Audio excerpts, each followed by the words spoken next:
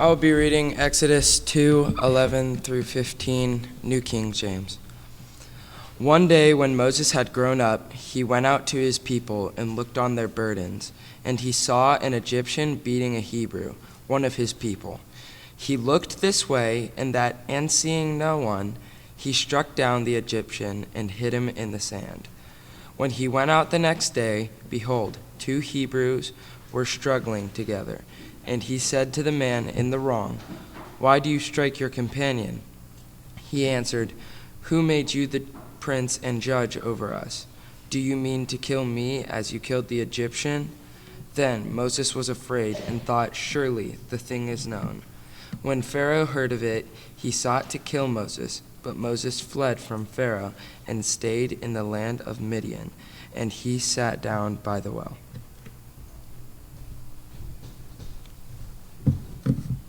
Good morning. It's good to be here. It's good to see everyone here. Just get myself established up here. Here we go. All right, a couple of announcements here right before we get into the lesson here.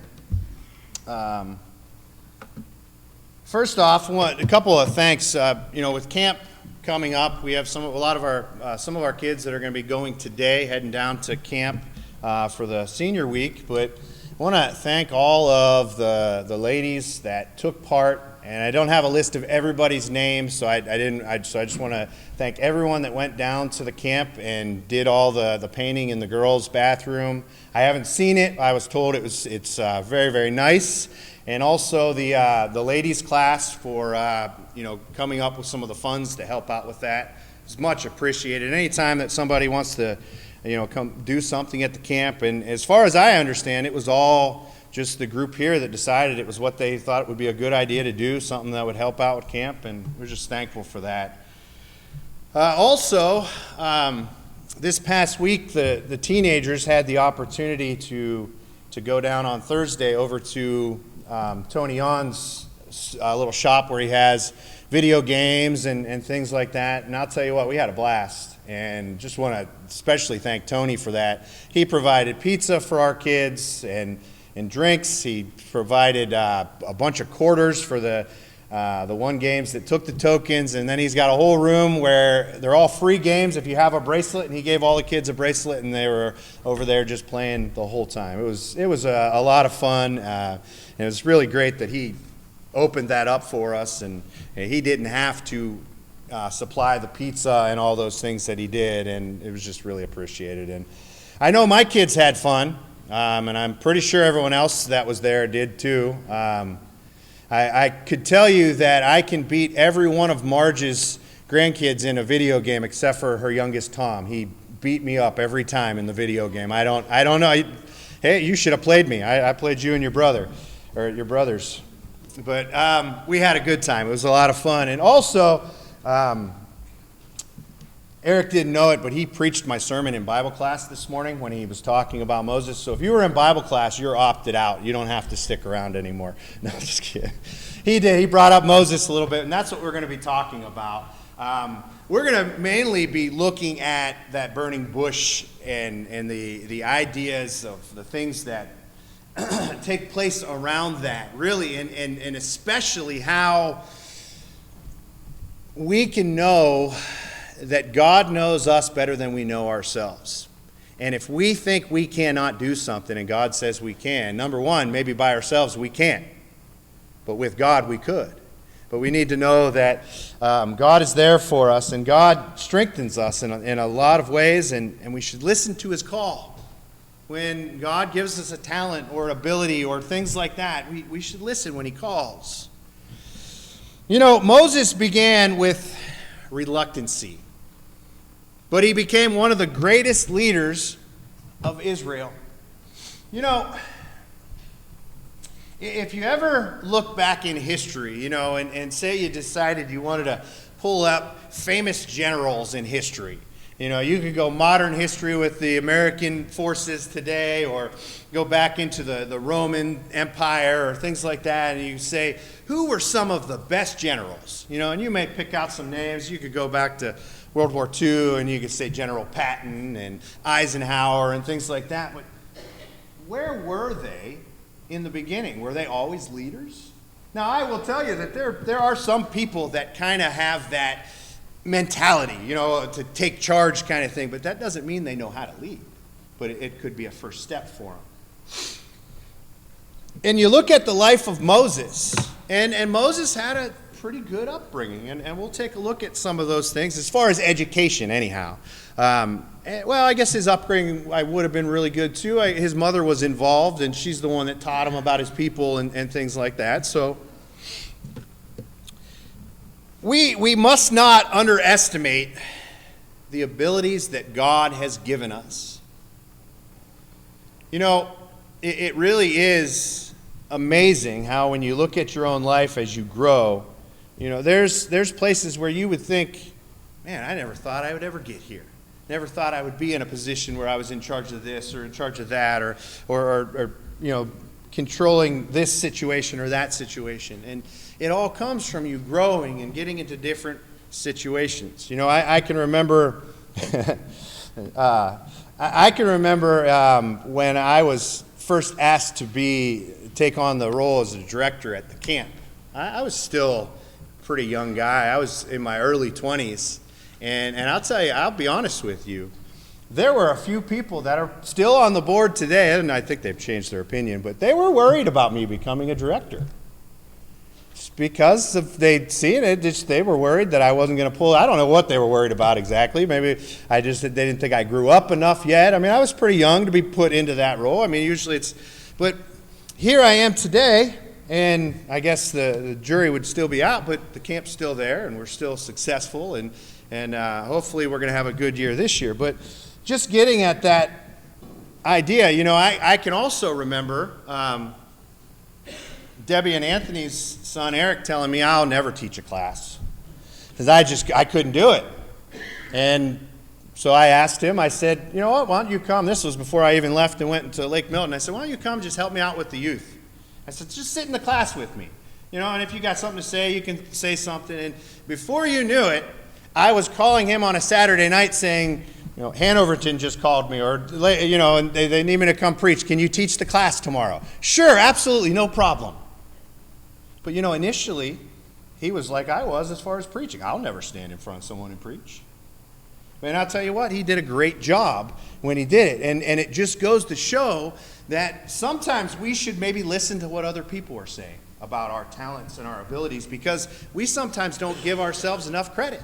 And especially if we're nervous or, public speaking is not the easiest thing to do, so those types of things make it even harder for us to push our talents. And you imagine Moses, hey, I want you to go bring the people out of Egypt. That means you got to go talk to Pharaoh. You got to go stand up to these people. I mean, all of those things had to. Can you imagine all of that going through your mind and thinking about that?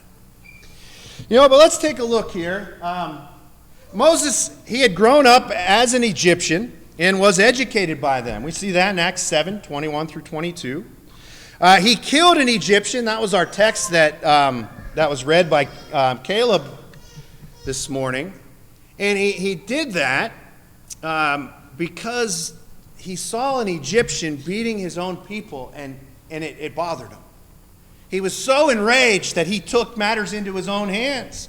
Thinking that maybe somebody that you saved would be like, oh, buddy, thanks for saving my life, but you got to think of the life of a slave. Somebody kills somebody for you, there's a good chance that you as a slave could be blamed for that too. So I understand where their fear was. They're looking at Moses. Believe me, the people of Israel weren't walking around, all of them, looking at Moses and going, yep, he's one of us. He's one of us. I'm sure some of them knew. His mom knew. His family knew. But the idea was he was an Egyptian. He was being raised in the Egyptian household by the Egyptians, or the Pharaoh's daughter. But you know what? They rejected him. And that probably could have been a strong blow. Here's Moses. Now, you want to think about this. He's let's see. At this time, he's 40 years old. When Moses fled to Midian, he was 40 years old. He was 80 when God called him. Now think about all of these things. Think about age. Think about you think at 80 years old, how many, in here today are 80 or close to 80 are thinking of starting over new? Some kind of new thing in their life. They're going to go get a new career. No.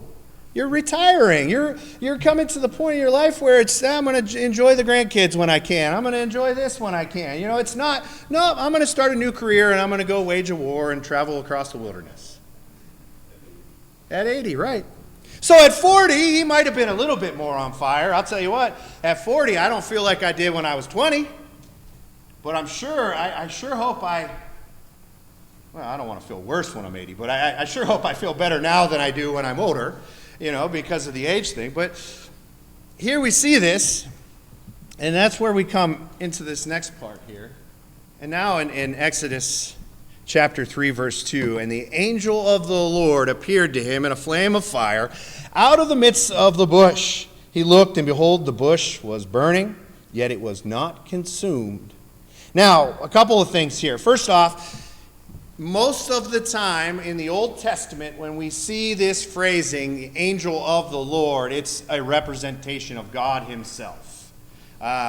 Usually it'll just say angels, but usually when it's saying, so this is actually the presence of God in this bush, not just him sending a messenger. It's kind of, another example would be previous to this, when Abraham accepted the visitors into his house. One of them was mentioned as the angel, and that was, that's when he had the conversation there with God about Sodom and Gomorrah.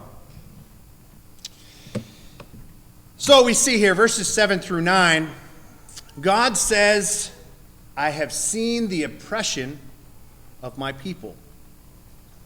I was watching a show, this was years ago, and it was a guy, he was over in Egypt, and he was going through some of the caves, and, if you ever saw the old Ten Commandments movie, you know that all they did was move big blocks and built the pyramids. That's what they claim in that. But they were mining, they were doing all kinds of things, and there was an actual mine shaft that somebody had actually found, this guy, and he brought the camera over to it, and there was, no joke, there was an actual carving in there and it looked legit.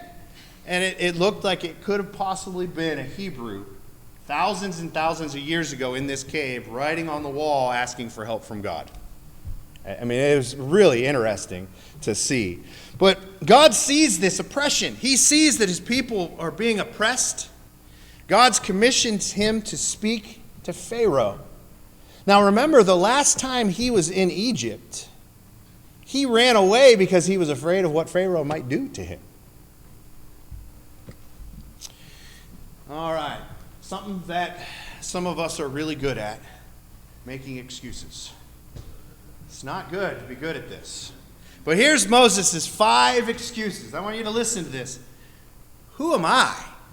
Okay, you know what? That might be, maybe, the only legitimate question that he asked. Honestly, who am I that I would be doing this? And then God starts speaking, well, obviously I called you, so there you go. That should have been answered. But to me, that seems to be the only question, except for the fact that he's not asking it because he wants the answer. He's asking because he doesn't want to do it. Verse 13, what is his name? Who am I supposed to say? Chapter 4, verse 1, the Lord has not appeared to you. Verse 10, I am slow of speech and slow of the tongue. And verse 13, send by the hand of whomever else you may send. What's that? Okay, God, I see you got this really important thing, and they're my people and everything, but listen, send anybody else, just not me. You know what? It's obvious that Moses, and it may have been 40 years ago, but Moses had a desire for his people to save them. And he wanted to do this same thing. But you think about that. How many times do we make these same excuses? Who am I? I can't do it. I'm just me. I'm not a very good talker. I just don't always know what to say. This is what Anthony goes around and says all the time. I'm not a good talker. I don't know what to say. Nope, Debbie just shook her head. I'm sorry, I got the wrong person. But anyhow, some people will say that. I'm just not good at talking. You're nervous, you're shy, whatever it may be that causes that. But I guarantee you there's somebody that you're comfortable talking to. So find ways to do it. But anyhow, those are excuses. And then, come on, there's got to be anyone else out there that's better than me. But the question we should ask ourselves is there ever anyone better when God's the one calling you? I mean, I'm not saying, is there not someone else that can do it? If God is calling you, he's doing that for a reason. Why is that? Now, you know what? We'll deal with that last one. Send anyone that you can. Well, Moses talked his brother up an awful lot, right? Matter of fact, Aaron became kind of Moses' spokesperson there for a time, speaking for him, because Moses just felt he couldn't do it. But what happened in Exodus chapter 32? Remember the miracle that happened below the mountain when the gold fell into the furnace and the calf fell out? They didn't make a mold. No, come on. That's why we're worshiping it, because it fell out of the fire. No, well, that was Aaron's. Well, it wasn't his leading to do it, but he sure took the group and went the rest of the way. Moses was the right man in the right place and at the right time. Part of that was his upbringing. Obviously Moses would have known ins and outs of coming into the court and talking to the Pharaoh, because let's face it, in most cases there's opportunities you could be put to death if you say the wrong thing to the king, or Pharaoh in this case. Moses is still today a highly respected leader of Israel. It usually kind of sounds something like this: Father Abraham, the laws of Moses. So it kind of just, Abraham, we talk about him, we talk about Moses, but both were individuals that God called. So, how do we relate this today? I had a fire going last night, and I'll tell you what, I would like to have some of this wood that doesn't get consumed but burns. Because that would sure be nice to have that out in the fire pit at nighttime, But I don't know about you, all the wood I always stick in there always disappears for some reason. So it doesn't work, But what about today? If we were going to say today, could we say we have a burning bush? I'd say we could. I'd say we could use the analogy of the Bible being that. The Bible is God's Word. And really, technically speaking, isn't this book indestructible? Now, I'm not saying somebody could take this Bible right here in my hand and they could burn it, and it would be gone, this physical one. But the thing is, still to this day, the Bible is still one of the most printed books in the world. I'd like to see you get rid of that. I mean, that would be the very difficult thing. But that's what we have. It's a book that is unlike any other book.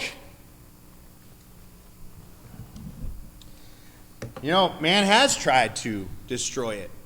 There was a gentleman that came up with quite an ingenious invention. It was called the printing press. And his very first Gutenberg press, his last name was Gutenberg, he printed a Bible. Not because he believed it, though. Because his statement was, I think it was something like in 100 or 200 years, this book will be gone. He didn't think, he as far as I understand, he was an atheist and didn't really believe in God. But obviously that wasn't true. Matter of fact, it's printed more and more, and it's unbelievable how many more languages every year the Bible is translated into as well. Matthew chapter 24 and verse 35, heaven and earth will pass away, but my words will not pass away. So everything physical is going to go away, but what God has to say is eternal. You know, like that bush that burned, we cannot take our eyes away from it. You know, notice Moses came up on this thing. Can you imagine that, walking in the woods and coming onto a bush that's on fire, only to realize it's not even being consumed? I mean, you can tell. You see the wood starting to break down when it's, it almost starts to crack a little bit sometimes, and you can see it starting. So you would know, you could look at it and know that it wasn't burning. And he was mesmerized by it. I mean, it really was a sight to see. And I wish we would look at the Bible in the same way. That we would look at the Bible as this indestructible piece, this thing that is, in the beginning was the Word, and the Word was with God. You know, that type of thing, that it's something that is indestructible, but we have to take heed of it. We have to pick it up. We have to read it. You know, we also see,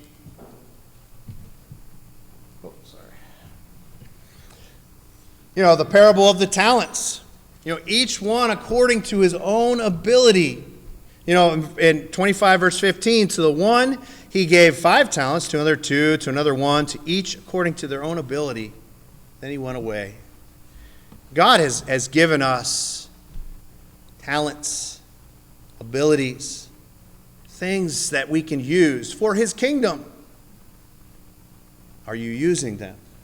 Or are you like Moses, where you're making excuses for the talents that you have? Not me. Who am I? God, I can't do that.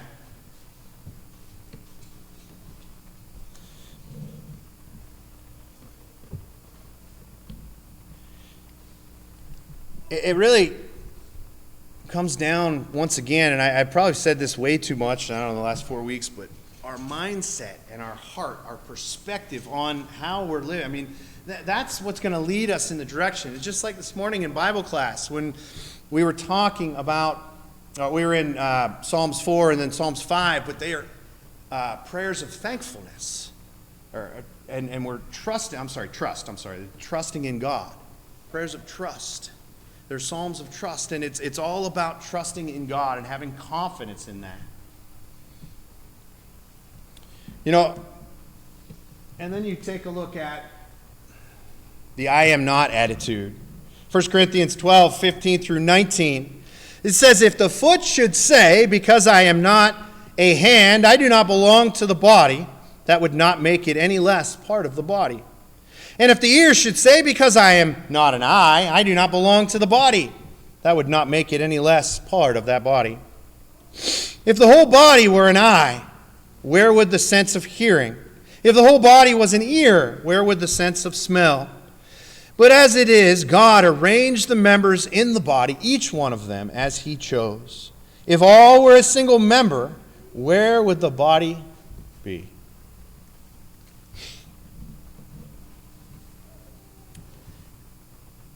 If you stop and literally take what Paul is saying and compare it to our world today, that is the mindset of many people. Obviously you're not walking around looking at your body saying, well, obviously my foot that helps me walk isn't my hand, so I don't need it. But the same thing happens when we have talents, when we have abilities that God has given us that we can use, and we're looking at it and saying, oh no, I'm not good enough. We need to be very careful with that. We need to make sure that we're letting God lead the way. The idea, sometimes overpowering fear. Fear does not come from God, love, power, and sound mind. That does. 2 Timothy 1 and verse 7, for God gave us a spirit not of fear, but of power and love and self-control. And we see also in Revelation 21 verse 8 that the cowardly are condemned. God doesn't want us to be afraid. He wants us to stand strong. But once again, it's not having fear that is the problem. It's letting that fear take over you. If I'm afraid, or even maybe a better word, or apprehensive of what's going to happen if I take this step, and this step, I'm going to be a little bit nervous to go further because I don't know. And that can cause fear. But the problem is, if I won't go do those steps because of the fear, then it's holding me back. But I think fear is to me, it's just as the same thing as our senses. You know, you touch something hot, it starts to burn, right? It's your body saying, let go. And I think fear is the same thing. And we have to realize that I think fear can be something that can be used because it can make us aware of things, but not to the point where if it's stopping us from living our lives. You know, Jesus, he taught against fear. The one-talent man, Matthew 25 and verse 25. He also told us in Matthew 10 and verse 28 that we're not to fear those that can hurt the physical body because it's temporary. It's not something that's going to last forever. You know, there are some individuals that we see that, you know, had to overcome some things. And, you know, it was trusting in God and sometimes prayer that they would give. Now listen to, you know, Acts 4:23 through 31. When they were released, they went to their friends and reported what the chief priests and the elders had said to them. And when they heard it, they lifted their voices together to God and said, Sovereign Lord, who made the heaven and the earth and the sea and everything in them, who through the mouth of our father David, your servant, said by the Holy Spirit. And you can continue to read on there if you'd like. Go ahead and take a look at it. But what had just happened in Acts 4, Peter and the other apostles had just been arrested by the Sanhedrin. They were threatened. They were told not to teach Jesus. And you know what? That wasn't it. They weren't going to do that. You know, Peter had said that he was only going to do what God wanted him to do. He wasn't going to listen to man. And you know what? They could have killed him. They could have put him to death. They beat him. But yet they still stood strong. You know, look at Paul in Ephesians chapter 6, 18 through 20. Praying at all times in the Spirit with all prayer and supplication.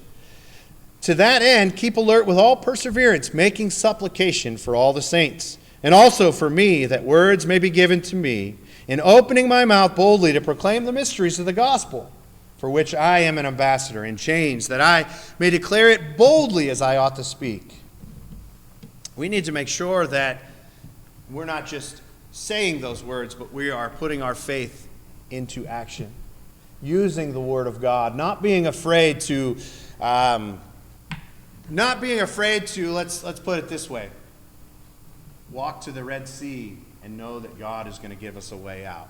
Or to walk the wilderness, since we're talking about Moses and the people, for 40 years and trusting God. And you know what? Another thing that was brought up in class this morning, I think that really would bring this together, is the idea that you have Moses here, and in the beginning at the burning bush, he's making excuses. No, I can't talk. I'm not good enough. Send anyone else but me. You know, he's throwing these all out there. And then not that far down the road, I mean, there's been some time. The 10 plagues had happened. The Red Sea is already parted. But God gets so angry at his people that he wants to destroy them and just start over with Moses. And this is when I see one of the places where you really see this big change in Moses. Because now he takes responsibility for those that he's leading. Is it Moses' fault that the people are being cranky, that the people are complaining, that the people are not happy? No, it's not his fault. But guess what? He's the leader. They're his people. They're not just a group of people that just decided to follow him. He's related to them. They're family. And now he's to that point where he turns and he stands up for them. God, give him another chance. That's the progression that we see. And that's what I think this amazing book that we have can do to anyone. This book can take someone from being a non-believer to being a strong foundational Christian in the Word of God. It can take someone that stands in front of God and says, "Not me, God. Send anyone else that would be better," to eventually looking at God and saying, "I'm here. Where do you want me to go?"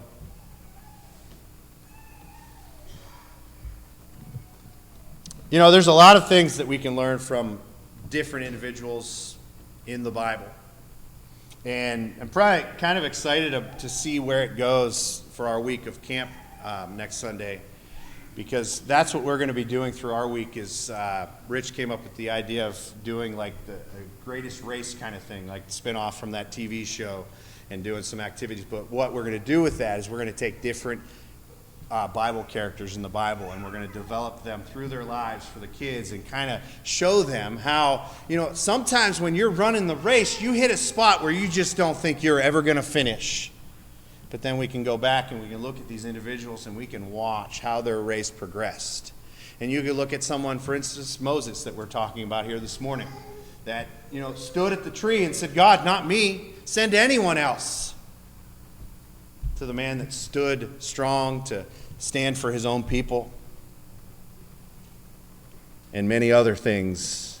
You know, here was a man that didn't even end up going into the promised land. But yet, the journey that he kept was one that was righteous and obedient to God.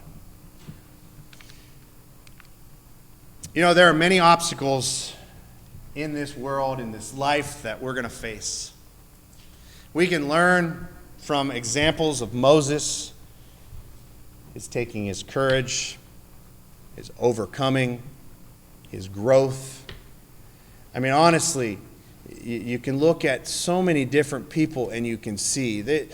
I guarantee you, there's somebody in the Bible that is going through something like what you're struggling with right now.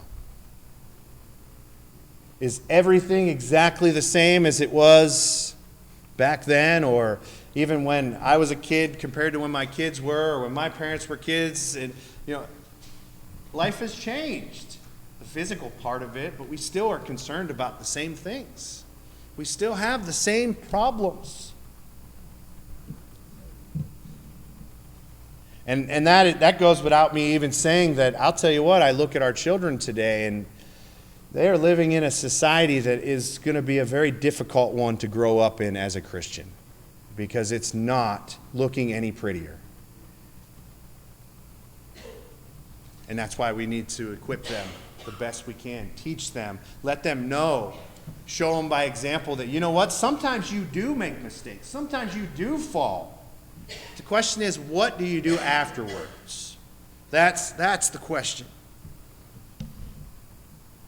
And as we bring our lesson here this morning to its close,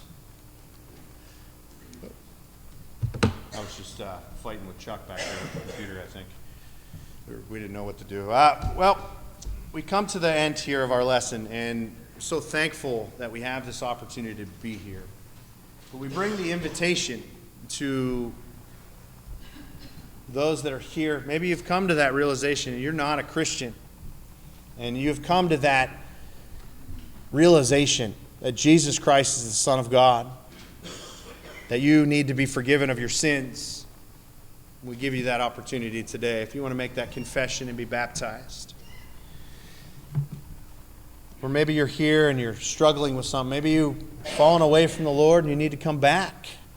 You need some prayers of encouragement. But if you're here this morning and you have any need, please come forward as we stand and sing this song.